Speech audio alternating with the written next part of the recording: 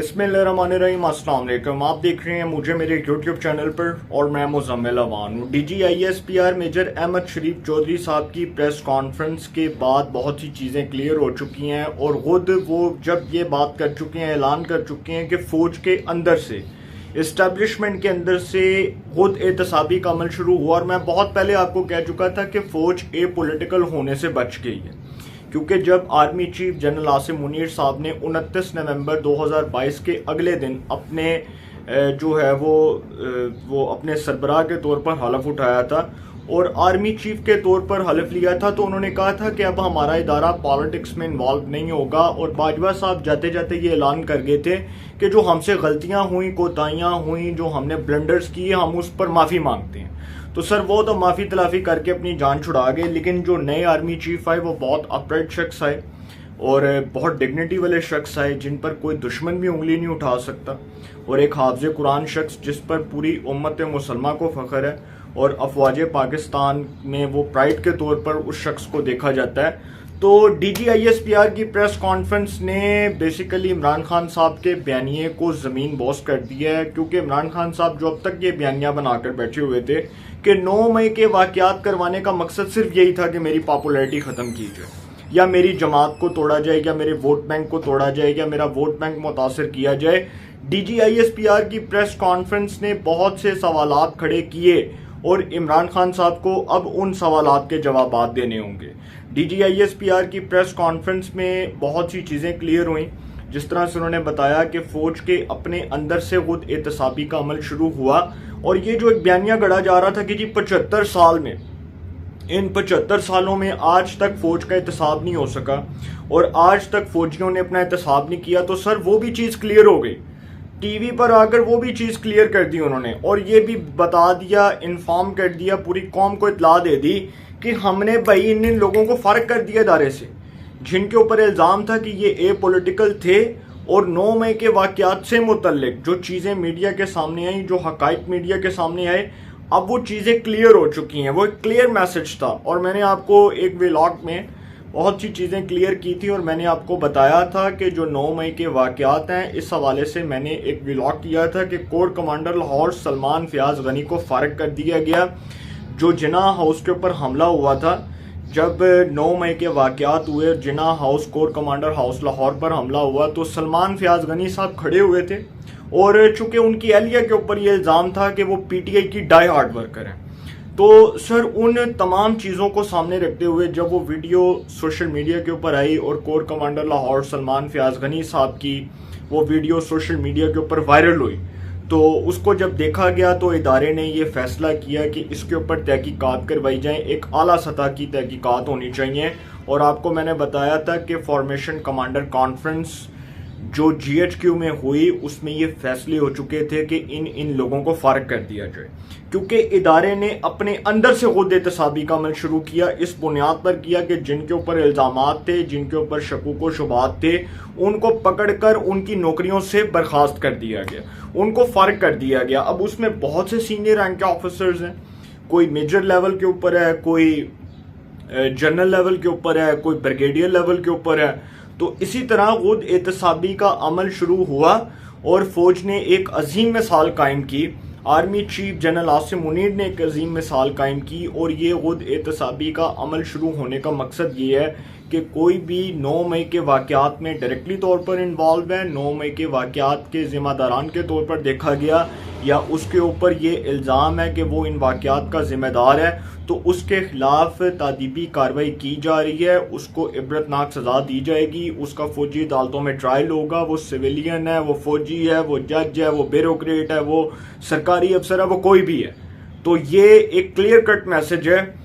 Army chief general Asim Munir साहब ने अपने इदारे को एक क्लियर कट मैसेज दिया है कि 9 मई के वाक़यात में मुलव्वस वो तमाम लोग, वो तमाम अफराद, वो किसी भी तबके से ताल्लुक़ रखते हैं, उनको नहीं छोड़ा जाएगा, उनको नहीं बख्शा जाएगा, क्योंकि उन्होंने इस्टेब्लिशमेंट की सानवी हैसियत को चैलेंज किया। इसी तरह मैं आपको बताता हूँ कि DGISPR की जो प्रेस कॉन्फ्रेंस हुई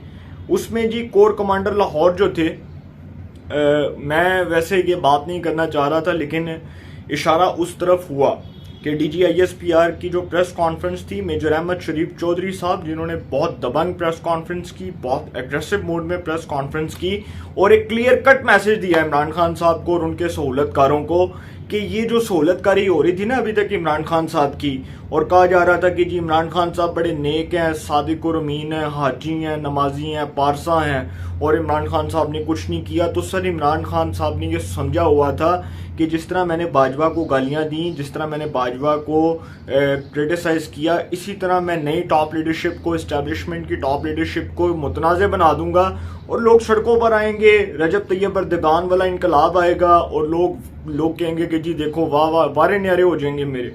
और फिर 9 मई के वाक़यात में जो इमरान खान की प्लानिंग थी वो यही थी कि इस्टेब्लिशमेंट को किसी भी तरह उनकी आंखों के सामने नीचा दिखाया जाए और दिखाया जाए कि मैं कितना पॉपुलर लीडर हूँ। तो ये सारा कुछ जो हो रहा था, मैंने आपको एक खबर दी थी और वो खबर मैंने आपको एक ब्रेकिंग न्यूज़ के तौर पर दी थी कि जब मैंने कोर कमांडर लाहौर सलमान फयाज गनी साहब के हवाले से खबर दी थी कि उनको फ़ारग कर दिया गया है और उनकी जगह नए कोर कमांडर लाहौर तैनात कर दिए गए हैं, तो मैंने आपको ये खबर दी थी कि फॉर्मेशन कमांडर कॉन्फ्रेंस जो होगी उसमें बड़े अहम फैसले होंगे और अहम फैसले इस बुनियाद पर होंगे कि वो लोग जिनके ऊपर ये इल्ज़ामात हैं उनके खिलाफ आला सतह की तहकीकात की जाएंगी और उनको नहीं छोड़ा जाना, उनको रगड़ा लगना ही लगना है। तो ये मैंने चीज़ जब आपके सामने रखी थी तो ये बताया था कि फौज के अंदर बड़े पैमाने पर खुद एहतसाबी का अमल शुरू हो चुका है। इसी तरह सर अब मैं आपको बताता हूँ कि वो जो चीज़ें हैं, ये जो DGISPR मेजर अहमद शरीफ चौधरी साहब ने मीडिया के सामने पब्लिक की, मीडिया के सामने नमूदार हुए, प्रेस कॉन्फ्रेंस की और हक़ाइक़ कौम के सामने रखे, इन तमाम चीज़ों को पब्लिक करने का मकसद सिर्फ यही था कि भाई हमने तो अपने इदारे के अंदर से खुद एहतसाबी का अमल शुरू कर दिया, हमने तो उन लोगों को निशाना इबरत बना देना है जो लोग इन जो है वो इल्ज़ामात की बुनियाद के ऊपर, जिन लोगों के ऊपर ये शक था और जिन लोगों के ऊपर ये साबित हो चुका है कि वो इसमें इन्वॉल्व थे,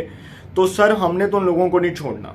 लेकिन आपने अपने इदारे के अंदर से खुद एहतसाबी का अमल कब शुरू करना है? मोहतरम chief justice of Pakistan justice Umar Ata Bandial जो आजकल एक फौजी अदालतों के खिलाफ दरखास्तों पर होने वाले जो है वो बेंच की समाअत कर रहे हैं, उनको भी ये क्लियर कट मैसेज है कि आप मोहतरम चीफ जस्टिस इंतहाई काबिल एहतराम, इंतहाई वुसअत एहतराम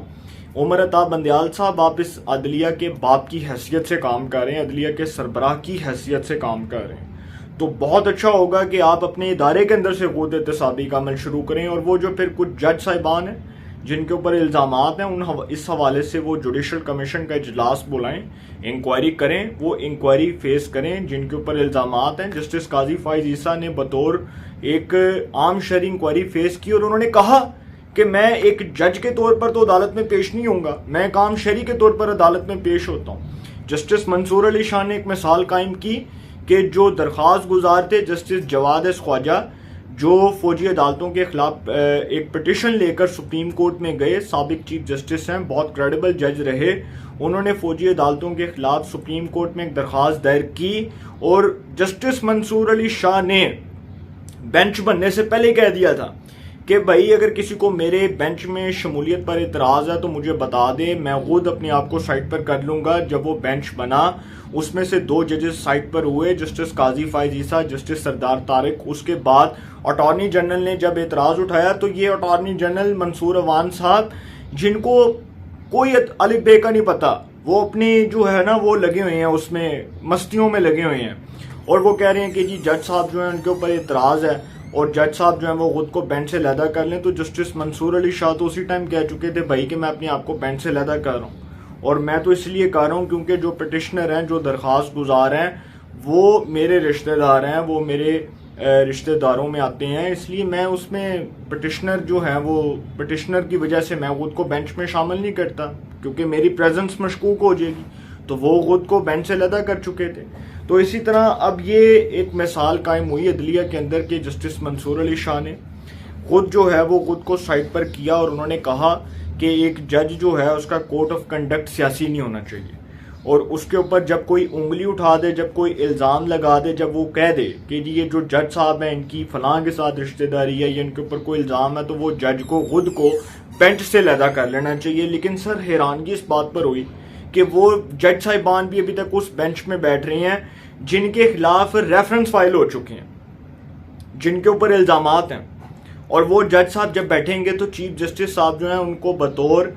अदलिया के बाप की हैसियत के ये जवाब देना पड़ेगा कि जज साहब जिनके ऊपर इल्ज़ामात हैं उनको बेंच में शामिल करने का क्या मकसद है। इसका मतलब कि वो जो बेंच का फिर फैसला है वो मशकूक हो गया, वो तो फिर कोई तस्लीम नहीं करेगा। तो इसी तरह जो मेजर अहमद शरीफ चौधरी साहब जो DGISPR हैं जी, उन्होंने बताया कि 3 major general, 1 lieutenant general, 7 brigadier समेत 15 अफसरान के खिलाफ तादीदी कार्रवाई की गई। 1 लेफ्टिनेंट जनरल समेत 13 अफसरान को नौकरी से बर्खास्त किया गया। फिर उन्होंने कहा कि एक 4 स्टार रिटायर्ड जनरल का दामाद गिरफ्तार है, एक 4 स्टार जनरल की नवासी गिरफ्तार है, एक 3 स्टार रिटायर्ड जनरल की बेगम गिरफ्तार है और एक 2 स्टार रिटायर्ड जनरल की बेगम और दामाद एहतसाबी अमल से गुजर रहे हैं। 102 शरपसंदों का फौजी अदालतों में ट्रायल जारी है। अब जो उन्होंने हकाइक मीडिया के सामने रखे हैं ना, इन हकाइक को मद्देनजर रखते हुए एक चीज़ बड़ी क्लियर है, एक मैसेज बहुत क्लियर है, बड़ा वाज़ेह मैसेज है कि भाई ये वो लोग थे जिनके ऊपर ये इल्ज़ामात थे, इनको हमने नौकरियों से बर्खास्त कर दिया। जो हाजिर सर्विस थे वो तो बर्खास्त हो गए, जो रिटायर्ड हैं उनके खिलाफ कार्रवाइयाँ हो रही हैं। तो मकसद ये है बताने का कि देखो हमने अपने इदारे के अंदर से एहतसाब शुरू करके एक मिसाल कायम की और ये जिंदा मिसाल है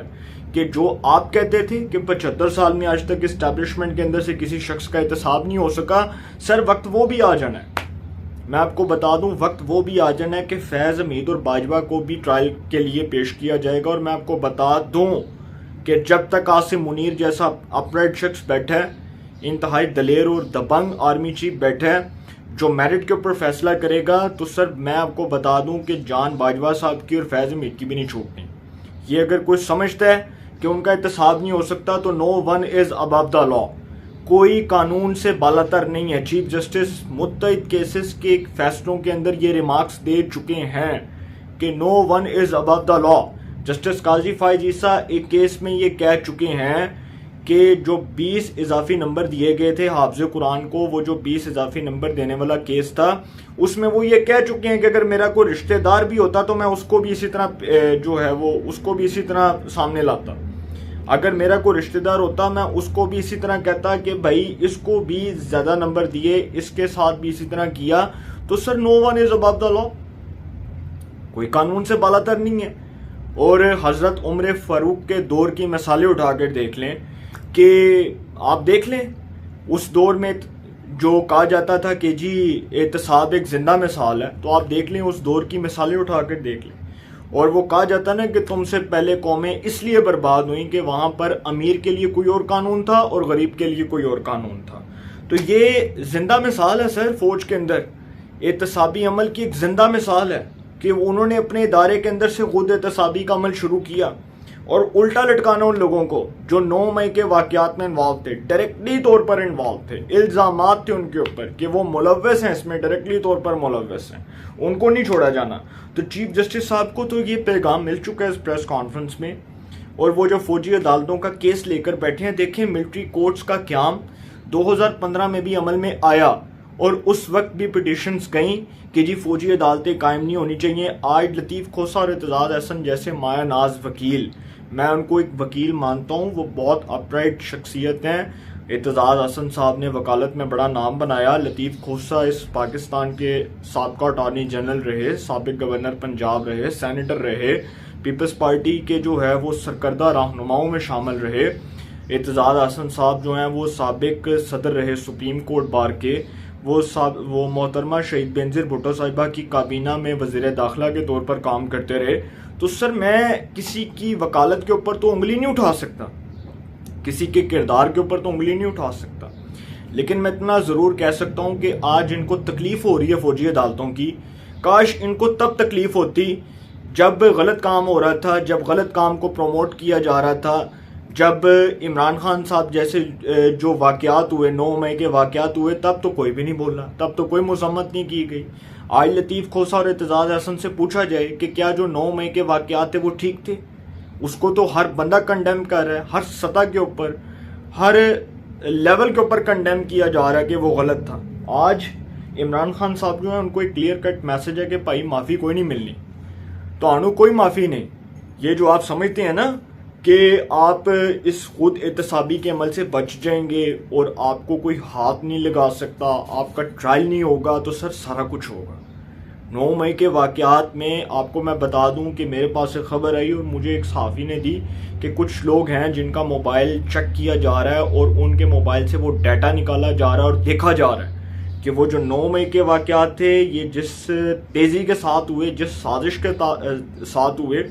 उन लोगों के मोबाइल डाटास को देखा जा रहा है, उसकी जांच पड़ताल की जा रही है। और ये भी बता दूं आपको कि किसी दिन इमरान खान साहब हत्थे चढ़े तो उनकी खैर नहीं है। ये बात मैं आपको लिख कर देने को तैयार हूँ ऑन द रिकॉर्ड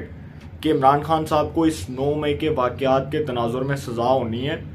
उनका ट्रायल फौजी अदालत में होना है, उनको उम्र कैद की सज़ा हो सकती है, उनकी डिस्क्वालिफिकेशन हो सकती है,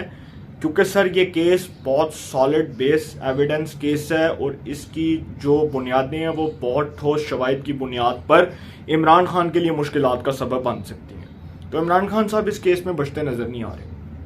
DGISPR क्लियर कट मैसेज कि भाई असी किसी को नहीं छड़ना। वो बेशक हमारे इदारे के अंदर से है, वो बाहर का कोई बंदा है, वो कोई जो है वो आसिफ नवाज जंजुआ उसकी कोई नवासी है खतीजा शाह, वो कोई सलमान शाह जो है उसकी बेटी है खतीजा शाह, वो कोई डॉक्टर यास्मीन राशिद है, वो महमूद रशीद है, वो एजाज चौधरी है, वो मुसरत जमशेद चीमा है, वो जमशेद इकबाल चीमा है, वो मुराद रास है, कोई भी है,